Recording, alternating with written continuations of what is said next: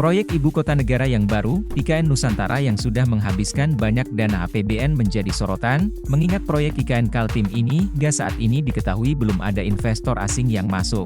Untuk konstruksi proyek IKN Kaltim ini sepanjang 3 tahun terakhir dilaporkan telah menyerap dana anggaran pendapatan dan belanja negara, APBN, hingga 72,3 triliun rupiah.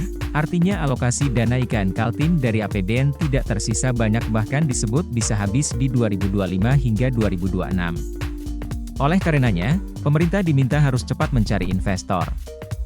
Diketahui anggaran IKN Kaltim itu meningkat setiap tahunnya. Kementerian Keuangan, Kemenkeu, mencatat telah menggelontorkan anggaran IKN sebagai berikut. Tahun 2022 sebesar 5,5 triliun rupiah, tahun 2023 sebesar 27 triliun rupiah dan tahun 2024 sebesar 39,8 triliun rupiah.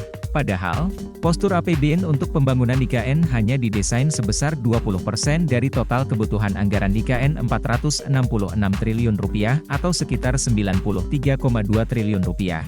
Artinya, bila mengacu pada rencana pos pendanaan IKN itu, gelontoran APBN sebesar 72,3 triliun rupiah telah mencapai 77,57%. Menanggapi hal itu, pengamat tata kota dari Universitas Trisakti, Nirwono juga mewanti-wanti agar pemerintah khususnya Otorita Ibu Kota Nusantara, OIKN, dapat segera menggaet investor sebagai sumber pendanaan IKN baru. Upaya mendatangkan investor dipandang bakal menjadi tantangan besar, karena hingga saat ini investasi di IKN terkesan tak terlalu signifikan. Nirwono berpandangan, lambannya geliat investasi di IKN salah satunya didorong karena kota tersebut didesain sebagai pusat pemerintahan bukan kota komersial atau kota bisnis. Hal itulah yang kemudian menimbulkan kondisi wait and see di kalangan investor. Terlebih, hingga saat ini belum terlihat jelas berapa populasi masyarakat IKN ke depan. Sebagai siasatnya, Nirwono menilai pemerintah dapat melakukan pengembangan wilayah perkotaan di sekitar area mega proyek tersebut, tujuannya agar ekosistem investasi di sana dapat terdongkrak.